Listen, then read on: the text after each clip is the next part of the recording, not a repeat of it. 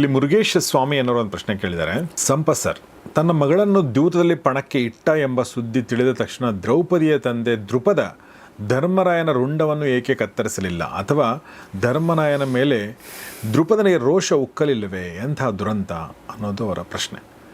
ಅಂದರೆ ದ್ರೌಪದಿ ಅನುಭವಿಸಿರೋ ಕಷ್ಟವನ್ನು ಅವರು ಅನುಭವಿಸ್ಕೊಂಡು ಅವ್ರು ಅರ್ಥ ಮಾಡಿಕೊಂಡು ಅದನ್ನು ಇವರು ಆ ಪ್ರಶ್ನೆ ಕೇಳಿದ್ದಾರೆ. ಅಂದರೆ ಯಾವುದೇ ತಂದೆಗೆ ನನ್ನ ಮಗಳನ್ನ ಇವನು ದ್ಯೂತಕ್ಕೆ ಇಟ್ನಲ್ಲಪ್ಪ ಅಂತ ಒಂದು ಸಿಟ್ಟು ಬರುತ್ತಲ್ವಾ, ಆ ಥರದ್ದು ಏನೂ ಆಗಲಿಲ್ವಾ?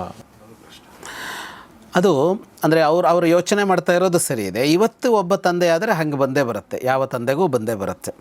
ಅವತ್ತು ಬರ್ತಾ ಇರಲಿಲ್ಲ, ತಂದೆಯರಿಗೆ ಏನು ಮಮತೆ ಇರಲಿಲ್ಲ ಅಂತ ಅರ್ಥ ಅಲ್ಲ. ಆದರೆ ಈಗ ಅವತ್ತು ಇವುಗಳನ್ನು ಮೌಲ್ಯ ಅಂತ ಒಪ್ಪಿಕೊಂಡು ಬದುಕ್ತಾ ಇದ್ರಲ್ಲ, ಇವತ್ತು ಆ ಥರ ಪಣ ಇಡೋದು ಅನ್ನೋದನ್ನೆಲ್ಲ ನಾವು ಒಪ್ಪಲ್ಲ.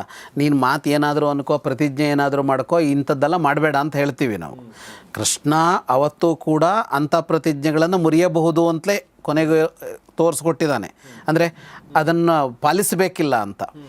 ಆದರೆ ಅವತ್ತು ಮೌಲ್ಯ ಅಂದರೆ ಆಡಿದ ಮೇಲೆ ಮುಗೀತು, ಹಾಗೆ ಬದುಕಬೇಕು ಅಂತ ಏನೇನೋ ಅಂದ್ಕೊಂಡಿದ್ರಲ್ಲ, ಆ ಅಂಶವನ್ನು ದೃಪದ ಗಮನಿಸಿರ್ತಾನೆ ಅಂತ. ಈಗ ಯುಧಿಷ್ಠಿರ ದ್ರೌಪದಿಯನ್ನು ಯಾವ ಕಾರಣಕ್ಕಾಗಿ ಪಣಕ್ಕಿಟ್ಟ ಅಂತ ನೋಡಿದಾಗ ಕ್ರಿಯೆ ಮತ್ತು ಕ್ರಿಯೆ ಹಿಂದಿರುವ ಉದ್ದೇಶ ಎರಡು ನೋಡ್ತೀವಲ್ಲ.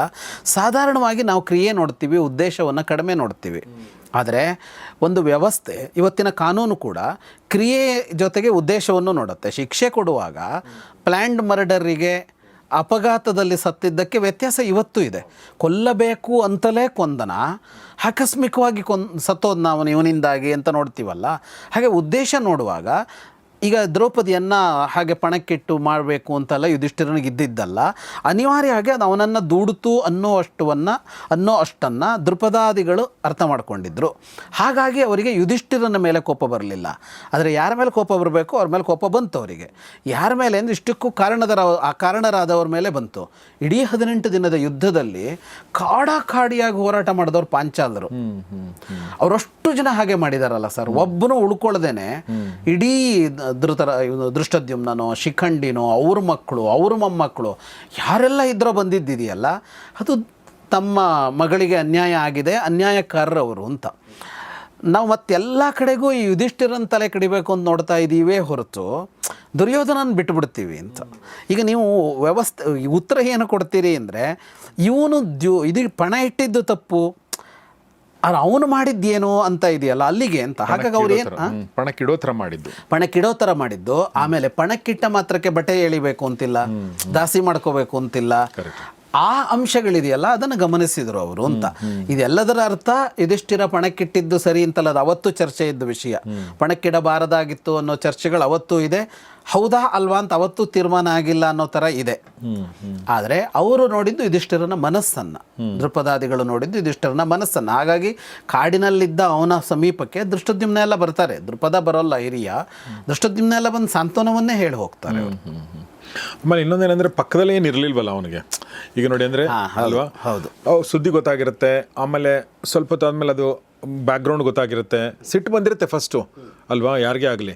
ಆಮೇಲೆ ಎಲ್ಲ ತಿಳ್ಕೊಂಡ್ಮೇಲೆ ಸ್ವಲ್ಪ ಕಡಿಮೆ ಆಗಿರುತ್ತೆ. ಮತ್ತೊಂದಷ್ಟು ದಿನಗಳು ಹೋದ್ಮೇಲೆ ಯಾರು ನಿಜವಾಗ್ಲೂ ಯಾರ ಮೇಲೆ ಸಿಟ್ಟು ಬರಬೇಕು ಆ ಸಿಟ್ಟು ಉಳ್ಕೊಳ್ಳುತ್ತೆ, ಉಳಿದಂತೆ ಎಲ್ಲ ಕಡಿಮೆ ಹೋಗಿರುತ್ತೆ ಅಂತ ಅನಿಸುತ್ತೆ. ಸೊ ಪ್ರದೀಪ್ ಗೌಡ ಅನ್ನೋರೊಂದು ಪ್ರಶ್ನೆ ಕೇಳಿದ್ದಾರೆ. ಸರ್, ಮಹಾಭಾರತದಲ್ಲಿ ಪಾಂಡವರು ಲಲಿತ ತ್ರಿಪುರ ಸುಂದರಿ ಅಮ್ಮನವರಿಗೆ, ದೇವಿಗೆ ಪೂಜೆ ತಪಸ್ಸು ಮಾಡಿದ ಉಲ್ಲೇಖ ಇದೆಯಾ? ತಪಸ್ಸು ಮಾಡುವಾಗ ಯಾಕೆ ಬರೀ ತ್ರಿಮೂರ್ತಿಗಳ ಕುರಿತಾಗಿ ತಪಸ್ಸು ಮಾಡ್ತಾರೆ? ದೇವಿ ಪೂಜೆ ಈಗ ಮಾತ್ರ ಇರೋದಾ, ಅವಾಗ ಇರಲಿಲ್ವಾ ಅನ್ನೋದು ಅವರ ಪ್ರಶ್ನೆ. ಇಲ್ಲ, ದೇವಿ ಪೂಜೆ ಆವಾಗಲೂ ಇತ್ತು. ಒಂದೊಂದೇ ಉತ್ತರ ಕೊಡ್ತಾ ಬಂದರೆ, ಮೊದಲನೇದು ಪಾಂಡವರು ಲಲಿತಾ ತ್ರಿಪುರ ಸುಂದರಿ ಅಮ್ಮನವರ ಕುರಿತು ಪೂಜೆಯೋ ತಪಸ್ಸೋ ಮಾಡಿದಾರ ಅಂದರೆ, ಪಾಂಡವರ ಕಥೆಯಲ್ಲಿ ಯಾವುದೇ ದೇವರ ಕುರಿತಾಗಿ ಪ್ರತ್ಯೇಕವಾಗಿ ಏನೋ ಮಾಡಿದ್ರು ಅನ್ನೋ ಉಲ್ಲೇಖ ಎಲ್ಲೂ ಇಲ್ಲ. ಈಗ ಪಾಂಡವರು ವಿಷ್ಣುವಿನ ಕುರಿತು ಮಾಡಿದ್ರು, ಶಿವನ ಕುರಿತು ಮಾಡಿದ್ರು, ಈ ಥರದ್ದು ಏನಿಲ್ಲ. ಅವ್ರು ಆ ಥರ ತಪಸ್ಸು ಮಾಡಿಲ್ಲ. ಅರ್ಜುನ ಮಾಡಿದ್ದಾನೆ. ಅರ್ಜುನ ಮಾಡಿದ್ದು ಯಾರನ್ನ ಅಂತ ಅಂದರೆ, ಅವನು ಅಷ್ಟದಿಕ್ಪಾಲಕರನ್ನು ಮಾಡಿದ್ದಾನೆ. ಶಿವನ ಕುರಿತು, ಅದೇ ಶಿವನು ಅಲ್ಲಿ ಈಶಾನ ಅಂತ ಬಂದ ಅದರಲ್ಲಿ ಒಂದು ಅದು ಮಾಡಿದ್ದಾನೆ. ಶಿವನ ಕುರಿತು ಮಾಡಿದ್ದಾನೆ. ಯಾಕೆಂದರೆ ಪಾಶುಪತಾಸ್ತ್ರ ಬೇಕಿತ್ತು, ಶಿವನಿಂದ ಪಡ್ಕೊಳ್ಬೇಕಾಗಿತ್ತು ಅಂತ ಹೀಗೆ ಅಂತ ಬಂದಿದೆ. ದೇವಿಯ ಉಪಾಸನೆ ಅಂತ ಒಂದು ಪ್ರತ್ಯೇಕವಾಗಿ ಹೇಳಿಲ್ಲ ಅನ್ನೋದಕ್ಕರ್ಥ ಅವ್ರು ಮಾಡಿಲ್ಲ ಅಂತೇನೋ ಅರ್ಥ ಅಲ್ಲ. ಈಗ ವನವಾಸದಲ್ಲಿದ್ದಾಗ ಅವರು ತುಂಬ ತೀರ್ಥಯಾತ್ರೆ ಮಾಡ್ತಾರೆ. ನಾವು ಇದರಲ್ಲಿ ಅದನ್ನೆಲ್ಲ ಹೇಳಿಲ್ಲ, ನಾವು ಈ ಮಹಾಭಾರತ ಹೇಳುವಾಗ. ಯಾಕೆಂದರೆ ತುಂಬ ಇದು ಸ್ಥಳ ಪುರಾಣಗಳಿವೆ ಅಲ್ಲಿ. ಎಲ್ಲ ಊರುಗಳಿಗೆ ಹೋಗ್ತಾರೆ, ಅಲ್ಲಿ ದೇವಿಯ ಇದೂ ಇದೆ, ದೇವಿಯ ಮಹಿಮೆಯೂ ಬಂದಿದೆ, ಬೇಕಷ್ಟು ಬಂದಿದೆ.